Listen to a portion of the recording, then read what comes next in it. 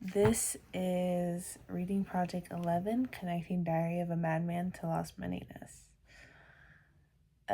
So first it's kind of I'm just going to talk about, like, if it's even possible to connect to. And yes, it is. I feel like it is possible to connect Diary of a Madman to Las Meninas in quite a few ways, and I'm gonna follow kind of like what the questions and that our professor provided, which is like, is there sleight of hand, showing one thing, like kind of while talking about something, and then what ways do both use history against itself, as well as like what does eating people mean in both, kind of in that sense. So in Diary of a Madman, kind of what is it's kind of the focus is traditional Chinese society, which is like oppression, obedience, and the destruction of individual humanity. And then so society looks civilized on the outside, but underneath it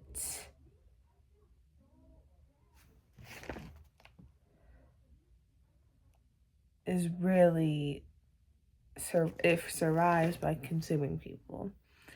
And the people, their freedom and identity and ability to think for themselves is being taken away.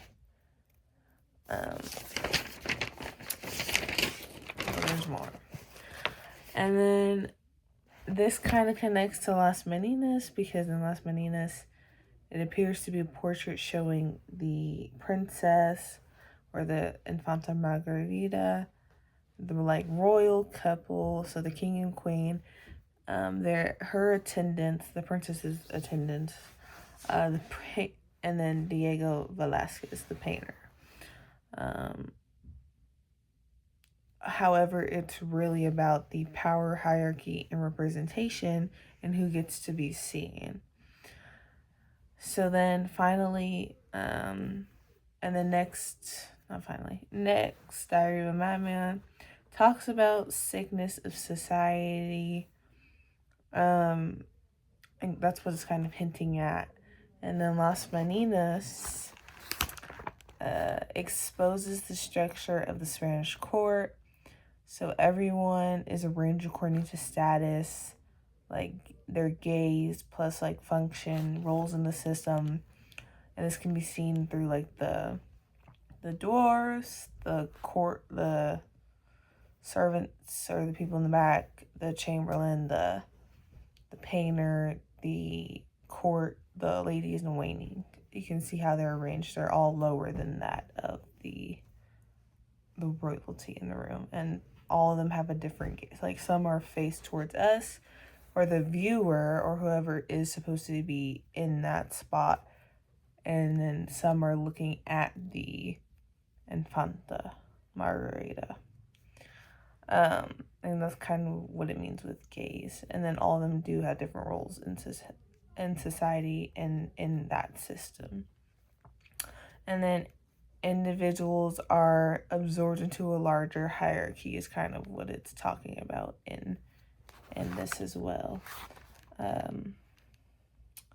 The attendants, doors, servants, and even Velasquez, their identities are shaped by the monarchy and court culture, and the institution kind of consumes them. They all like roles to play, and they're all like kind of chess pieces and pawns and things like that.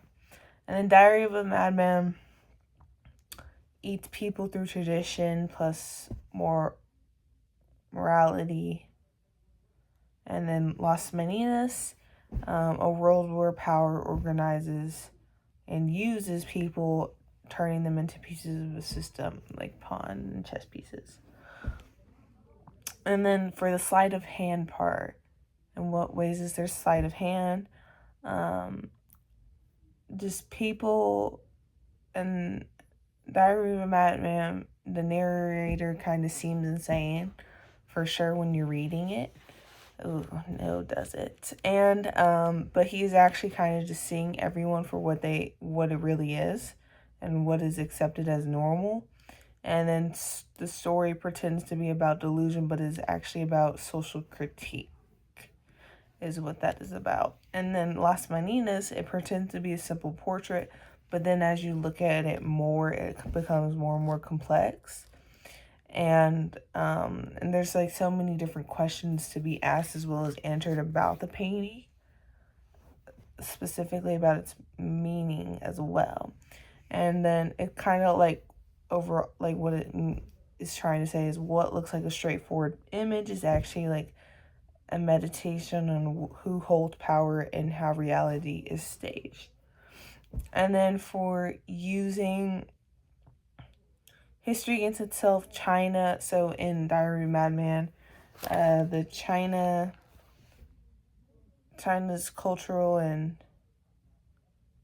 moral tradition. That's kind of what it's talking about in history, and then it takes the